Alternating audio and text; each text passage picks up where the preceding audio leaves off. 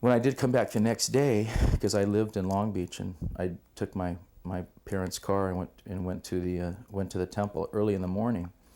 I had met Prabhupada's secretary, Shama Sundar, at that time, and he said, "Would you like to go up and see Srila Prabhupada?" And that, of course, that was my intent. My intent was to challenge him. I had come to challenge him to see if he really is a guru. And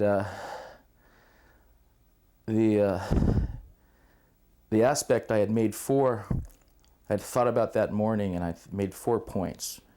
He has to be able to know the absolute truth. He has to be able to know the process of the absolute truth. He has to be able to read my mind, and he has to know what the future is, be able to predict the future. Now, why I came with those, who knows? But anyway, that's what I thought would give me the right answers. So I was coming in ready for, to challenge Prabhupada, and which is the Maya I was in. I was fighting with people. So I came in to challenge Srila Prabhupada, and they brought me in the room, and I sat in the back, was the only open space, and there was all these sannyasis there with dandas, which I hadn't seen before. There was like a room full of sticks, and then there was like 2 people in white dhotis, which were Karandar and Jayatirtha, and then I was the only non-initiated devotee there with my long curling hair, and I was having difficulty sitting in a lotus position because I was too muscular built up. And then Prabhupada was just finished singing a song, and he was looking around the room and looked from side to side, and then he looked straight at me, and immediately he said, "Why are you a creepina?" And just boom, it was like, of course, I was thinking, I hadn't said anything now. What is a creepina? And in my mind, and Prabhupada says, "Creepina is opposite of Brahmana." And he started explaining how a Brahmana is the highest class in society. They're meant to know the absolute truth and be the mouth for God. And at that point, because he was so heavy, I remember Karandar and Jayatirtha and the sannyasis in the front sort of made a little aisle, so there was a direct contact for Prabhupada and me. And so I was looking at him thinking, what is I'm just being, screamed at of being miserly. It means miserly. And then Prabhupada explained, he said, if you have abilities, and you're not using them for Krishna, then you're a miser. So we had never met before. And I came in challenging, and so Prabhupada first took the first whap and stuck it to me. Then progressively, then he started explaining the process of bhakti, the process that the absolute truth, what the absolute truth is the lotus feet of Krishna, and then he explained the process of bhakti, of rendering service. And so progressively my 4 prerequisites for being a guru was becoming erased one after another. Simultaneously I was being, kicked in the face by Prabhupada's, lotus mercy, by my nonsense challenging spirit. And finally it was at the last point, and Prabhupada was, having his way with me. And I kept ruggedly insisting in my mind, well, he didn't say he didn't predict the future.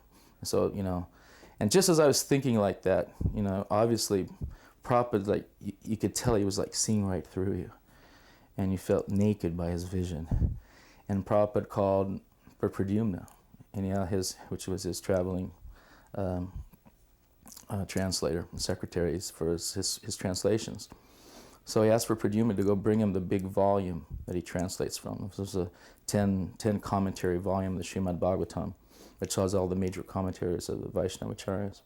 So at that time, in the early 70s, he had not read from the 12th canto of the Srimad Bhagavatam before.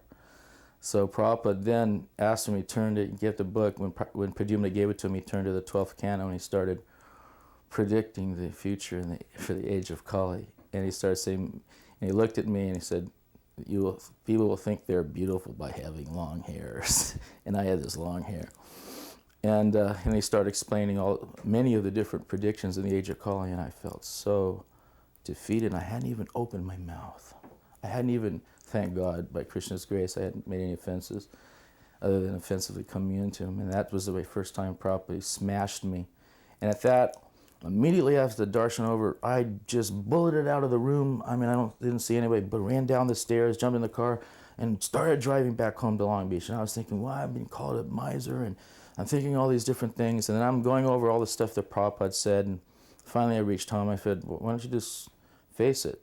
You know, I'd just been defeated. And I wasn't used to being defeated, but then I remembered that this is what I was looking for, and here's an honest and regal and powerful guru, and I recognized I had been defeated. So it took a little bit of courage, and so I drove back the next morning, and I wrote a check out for $1,000, and I saw Karandar down in the gift shop, so I gave it to him, and so made it out to A.C. Bhaktivedanta Swami, and he looked at it. Like, that time $1,000 was like, you know, a really big donation, and he said, "Oh, come, give it to Srila Prabhupada."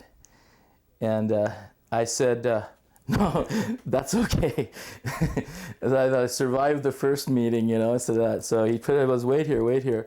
So he brought it up to Srila Prabhupada, and as he gave it to Srila Prabhupada, he had me waiting there, and he came back down, and he told Karandar to tell me that I have understood. So that was my first meeting with Srila Prabhupada.